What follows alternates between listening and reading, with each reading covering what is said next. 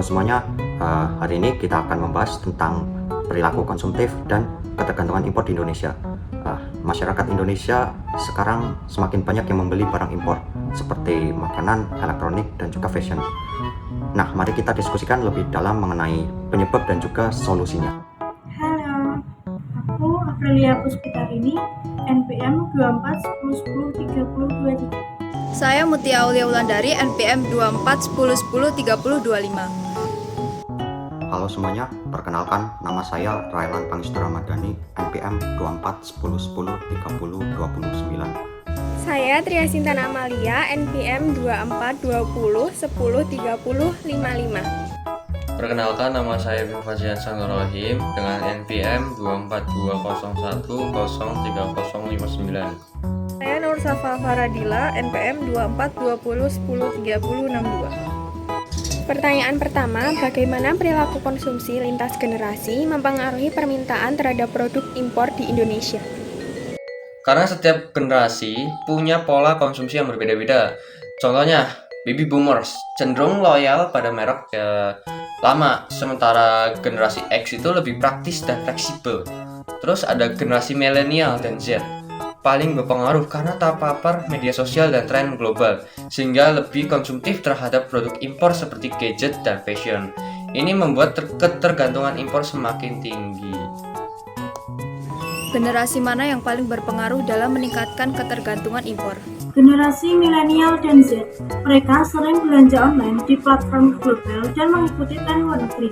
Studi terbaru menunjukkan bahwa generasi ini mengonsumsi 60% lebih banyak produk impor dibandingkan generasi sebelumnya. Generasi milenial sangat terpengaruh oleh media sosial dan tren global, sehingga lebih konsumtif terhadap teknologi terbaru, fashion internasional, dan gaya hidup modern. Sedangkan generasi Z lebih peduli terhadap nilai dan transparansi produk, tapi sangat konsumtif terhadap teknologi dan produk global yang mencerminkan identitas mereka. Faktor-faktor apa yang menyebabkan produk lokal kalah bersaing dengan produk impor di pasar Indonesia? Berikut ini beberapa faktor penyebab kekalahan produk lokal. Yang pertama, kualitas produk yang masih di bawah standar global. Yang kedua, branding yang kurang kuat. Yang ketiga, harga yang kurang kompetitif. Yang keempat, lemahnya infrastruktur dan rantai pasok dalam negeri. Terus solusi untuk meningkatkan daya saing, yang pertama, inovasi teknologi.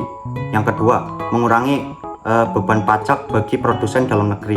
Yang ketiga, kampanye nasional cinta produk lokal. Ini mirip dengan strategi Made in China 2025. Indonesia harus mendorong kebanggaan terhadap produk domestik. Yang keempat, mengurangi dominasi marketplace asing dengan memprioritaskan produk buatan Indonesia. Jadi kesimpulannya, produk lokal dapat bersaing jika pemerintah dan industri bersama-sama meningkatkan kualitas, branding, dan efisiensi produksi. Bagaimana cara menyeimbangkan antara manfaat impor dalam jangka pendek dan bahaya impor dalam jangka panjang? Jangka pendek, impor menguntungkan karena menyediakan produk berkualitas tinggi dengan harga terjangkau. Jangka panjang, jika ketergantungan terus meningkat, industri dalam negeri bisa melemah, menyebabkan hilangnya lapangan kerja dan krisis ekonomi saat terjadi gangguan impor. Kebijakan yang harus diambil pemerintah adalah strategi proteksi bertahap tarif impor untuk sektor-sektor strategis yang perlu dilindungi, misalnya industri otomotif dan elektronik. Pengembangan industri pengganti impor atau Import Substitution Industrialization atau ISI meniru strategi Cina dalam membangun industri lokal yang kuat.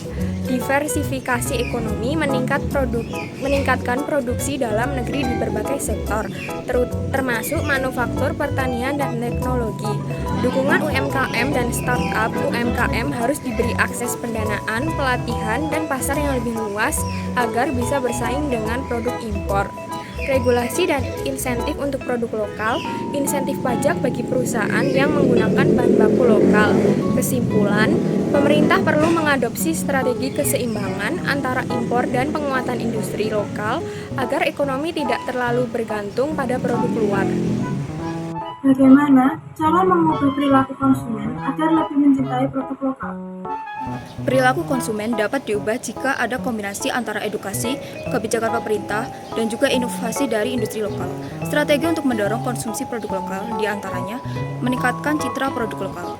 kampanye nasional untuk menonjolkan kualitas produk lokal. Adanya influencer dan tokoh publik harus lebih banyak mempromosikan produk dalam negeri. Regulasi yang menguntungkan produk lokal menjadikan presentasi minimum produk lokal di e-commerce dan juga retail.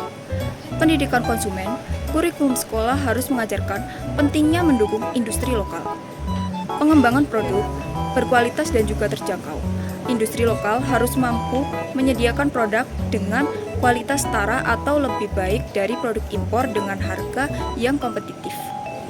Dukungan e-commerce untuk produk lokal membatasi dominasi produk impor di marketplace nasional. Kesimpulannya, untuk mengubah perilaku konsumen, pemerintah, industri, dan masyarakat harus bekerja sama dalam meningkatkan citra dan daya saing produk lokal.